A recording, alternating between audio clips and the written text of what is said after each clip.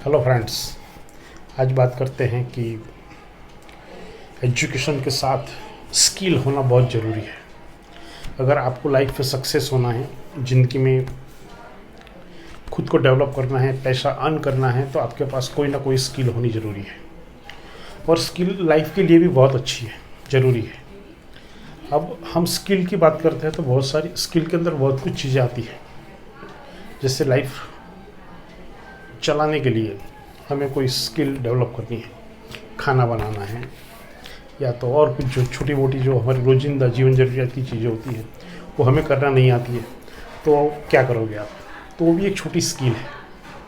लेकिन हम स्किल की बात करते हैं तब अर्न मनी, पैसा कैसे कमाया जाए, उसके बारे में बात करते हैं। तो उस फील्ड के अंदर बहुत कुछ है कि वो आपको सीखना पड़ेगा। दोस्तों, आज का एजुकेशन जो है वो एजुकेशन का कितना मूल्य है वो हम और आप सब जानते हैं। आप देखिए, पूरे देश के अंदर लाखों की संख्या के अंदर ग्रेजुएट मिलते हैं, पोस्ट ग्रेजुएट मिलते हैं, इंजीनियर्स मिलते हैं, सब कुछ है, लेकिन जॉब नहीं है।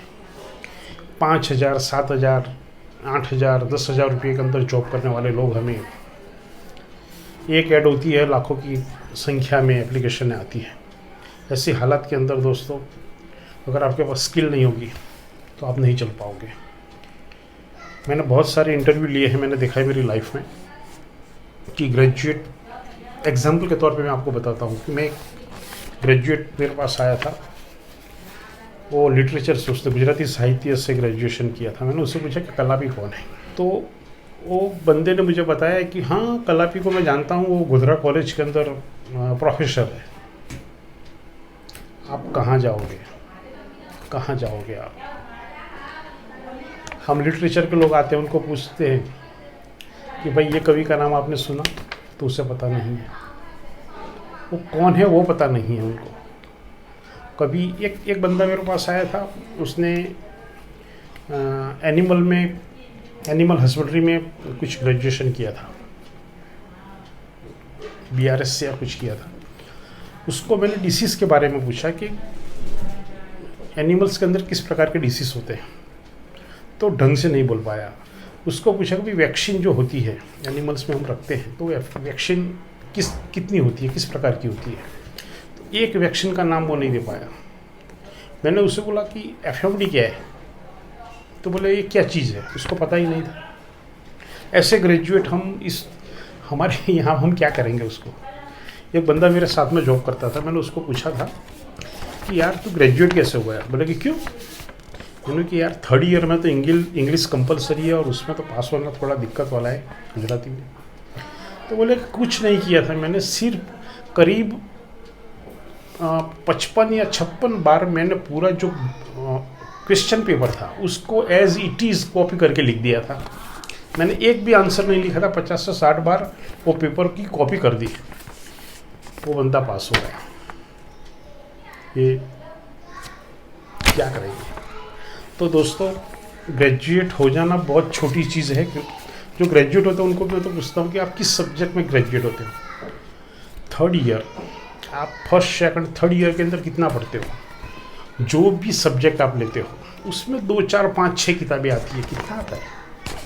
मैंने लिटरेचर से किया ग्रेजुएशन, तो गोमा त्रिपाठी, उनकी नॉवेल आई थी सरस्वती चंद्र घुरुतिया, या तो नरसी के बारे में कुछ पढ़े थे हम, एक नॉवेल आई थी रवा देसाई।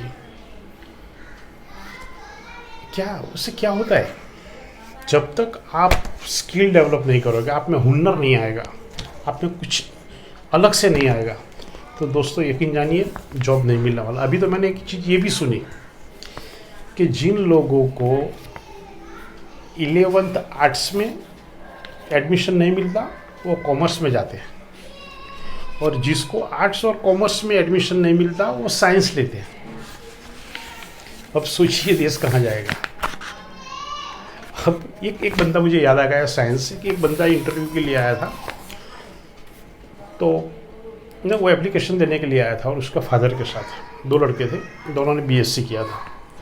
तो उन्होंने अर्जी लिख के दी, मैंने देखा तो उसको BSc लिखना नहीं आता था, उसने B लिखा था, full stop, S full stop और C फुल स्टॉप। और गुजरात की कोई न्यूज़पेपर की पूर्ति में वो ऐड आई थी, तो उसने उसका रेफरेंस दिया था। उसमें लिखा था कि भाई ये पेपर की ये पूर्ति के अंदर था। उसको वो लिखना भी नहीं आया था, वो पूर्ति लिखना नहीं आया था। मैंने उसके वालिद को उसकी एप्लीकेशन दी कि क्या लिखा है आप पढ़िए। आप सोचो कि एक बीएससी हुआ आदमी, उसको बीएससी लिखना नहीं आता है, क्या करेंगे। ऐसे बहुत सारे लोग आते हैं। तो इसका कहने का मतलब है कि जो भी करना है आप एक स्किल डेवलप करिए। स्किल बहुत सारी है, देखो छोटी छोटी स्किलें हैं। एक मैं यहाँ पे एक सेविंग के लिए जाता हूँ। मेरा जो एक हेयर कटिंग सलून वाला भाई है, वो एक बंदे से करीब करीब 500-700 रुपया लेता है। 100 रुपया सेविंग का लेता है, दाढ़ी करने का, 200 रुपया बाल काटने का लेता है। वो मसाज करता है 300-350-400 रुपये वो लेता है। करीब एक बंदा जाता है 500-700 रुपये से कम नहीं हो उसका होता, और उसके वहाँ पे जाना है तो आपको टेलीफोन करके उसकी अपॉइंटमेंट लेके जाना पड़ता है, अदरवाइज़ आपका नंबर नहीं आएगा। या तो फिर वो याद करके आपको कॉल करेगा कि आप कब आते हो, वो टाइम शेड्यूल नक्की करता है और उस टाइम पे भी जाना होता है। अगर समझ लो 10 बंदे भी उसके पास चले गए तो उसका कितना इनकम हुआ। अगर 500 रुपये भी पर हेड लगाते हैं तो 5,000 हुआ, एक महीने का 1.5 लाख रुपया हुआ। कितना खर्चा, 15-20 हज़ार, लाख रुपया महीने का कमा लेगा वो। कहने का मतलब हुनर वो चीज़ है, तो अपनी स्किल डेवलप करो। ये कुम्हार होता है, सब एक मटके की कीमत क्या है, 150-200 रुपये है। आप जाके बेच दो कहीं पे भी। दर्जी होता है, एक पेयर कपड़ा पैंट शर्ट सिलवाते हैं तो 700-800 रुपये सिलाई लेते हैं।